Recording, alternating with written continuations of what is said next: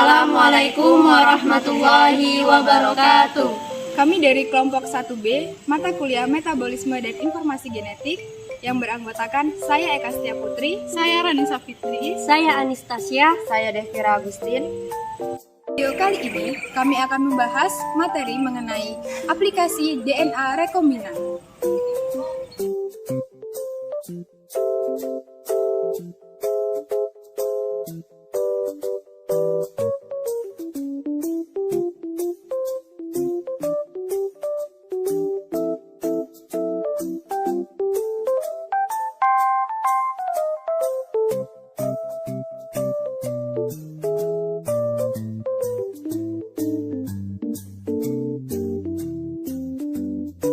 Materi singkat.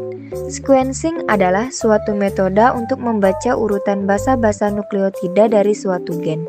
Sequencing menghasilkan penggambaran linier simbolik yang disebut sequence yang meringkas sebagian besar struktur tingkat atom atas molekul yang disequencing. Sequencing DNA atau pengurutan DNA adalah proses atau teknik penentuan urutan basa nukleotida pada suatu molekul DNA.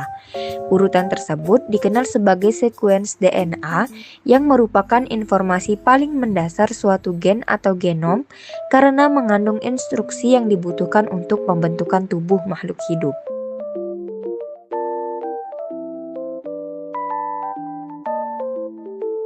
Contoh bahan pangan hasil produk rekayasa genetika yang pertama yaitu padi. Adapun sifat yang telah dimodifikasi dari padi ini yaitu mengandung provitamin A atau beta-karoten dalam jumlah tinggi. Adapun modifikasinya yaitu gen dari tumbuhan narsis, jagung, dan bakteri Erwinia disisipkan pada kromosom padi. Yang kedua yaitu kentang. Adapun sifat yang telah dimodifikasi dari kentang ini yaitu tahan atau resisten terhadap hama. Modifikasi ini dilakukan melalui gen toksin Bt dari bakteri Bacillus thuringiensis ditransferkan ke dalam tanaman. Yang ketiga yaitu tembakau. Sifat yang telah dimodifikasi yaitu tahan terhadap cuaca dingin. Adapun modifikasi ini yaitu gen untuk mengatur pertahanan pada cuaca dingin dari tanaman Arabidopsis thaliana atau dari cyanobacteria atau Anacephis nidulans dimasukkan ke tembakau. Tomat berwarna ungu. Tomat warna ungu hasil rekayasa genetika memiliki kandungan vitamin dan keunggulan yang menyerupai buah blueberry. Pigmen ungunya merupakan hasil pemindahan dari sebuah gen yang diambil dari buah naga. Modifikasi ini kemudian mendorong terjadinya sebuah proses pembentukan zat antosianin terbentuk pada tanaman tomat. Dan yang terakhir yaitu pepaya. Adapun sifat yang telah dimodifikasi yaitu resisten terhadap virus tertentu, contohnya pepaya ring spot virus atau PRSV. Adapun modifikasi ini dengan gen yang menyandingkan selubung virus PRSV ditransfer ke dalam tanaman pepaya.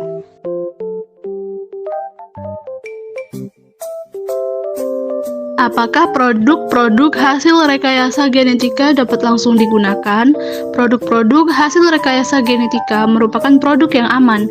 PRG atau produk rekayasa genetika juga memiliki kualitas dan kandungan gizi yang sebanding bahkan lebih tinggi dari produk biasa yang membuatnya unggul dari bahan makanan pada umumnya.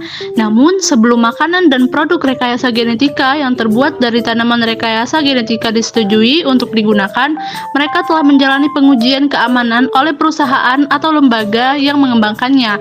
Data ditinjau oleh Badan Pengatur Pemerintah dan peninjau ilmiah berdasarkan protokol yang diterima secara internasional. Apakah ada syarat-syarat produk hasil rekayasa genetika agar aman digunakan? Syarat-syarat produk hasil rekayasa genetika agar aman digunakan adalah sudah menjalani tinjauan penuh oleh badan pengatur terkait keamanan dan kelayakannya dari produk tersebut. Di Indonesia, produk tersebut harus mendapatkan izin BPOM Republik Indonesia sebelum beredar di pasaran. Apakah ada perubahan kandungan nutrisi pada pangan hasil rekayasa genetika?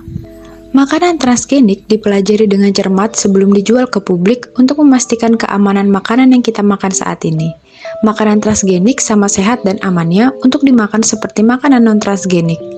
Beberapa tanaman transgenik sebenarnya telah dimodifikasi untuk meningkatkan nilai nutrisinya. Contohnya adalah kedelai transgenik dengan minyak yang lebih sehat yang dapat digunakan untuk menggantikan minyak yang mengandung lemak trans. Sejak makanan transgenik diperkenalkan pada tahun 1990-an, penelitian telah menunjukkan bahwa mereka sama amannya dengan makanan non-transgenik. Selain itu, penelitian menunjukkan bahwa tanaman transgenik yang diberikan kepada hewan ternak sama amannya dengan makanan hewan non-transgenik. Ilmuwan yang mengembangkan GMO atau Genetically Modified Organism menjalankan tes untuk memastikan alergen tidak berpindah dari satu makanan ke makanan lainnya.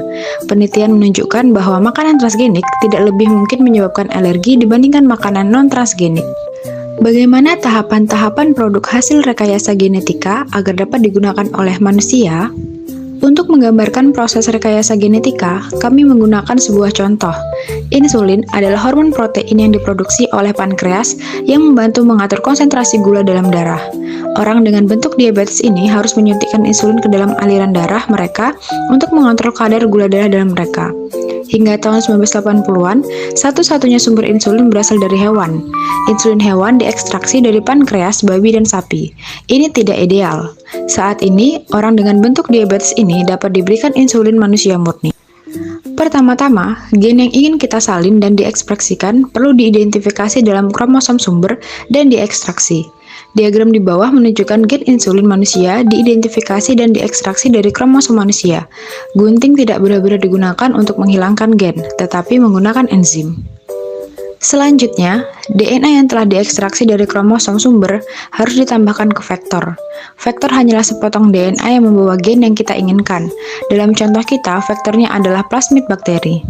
Plasmid dipotong terbuka menggunakan enzim yang sama yang digunakan untuk memotong gen yang kita inginkan, dan kemudian keduanya digabungkan menggunakan enzim lain. Plasmid sekarang dapat dimasukkan ke dalam sel inang. Sel-sel bakteri secara alami bertukar plasmid sehingga mereka akan dengan mudah mengambil setiap plasmid yang terpapar.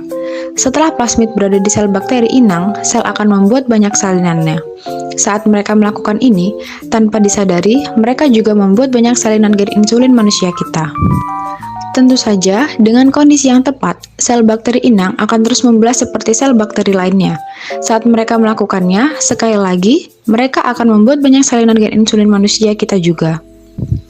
Sekarang, kita tidak hanya akan memiliki banyak salinan dari gen yang kita inginkan, tetapi sel-sel bakteri bahkan akan mulai mengekspresikan gen tersebut. Ini berarti mereka benar-benar akan membuat protein insulin manusia.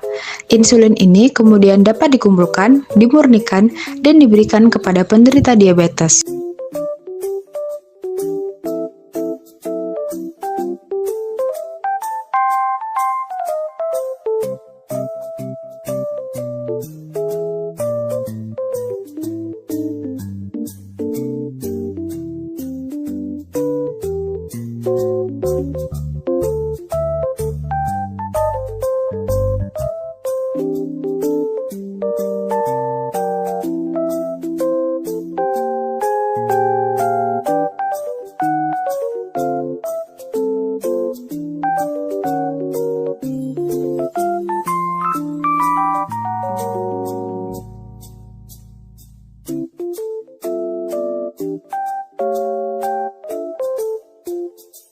Demikian video dari kelompok kami, semoga bermanfaat. Kami akhiri.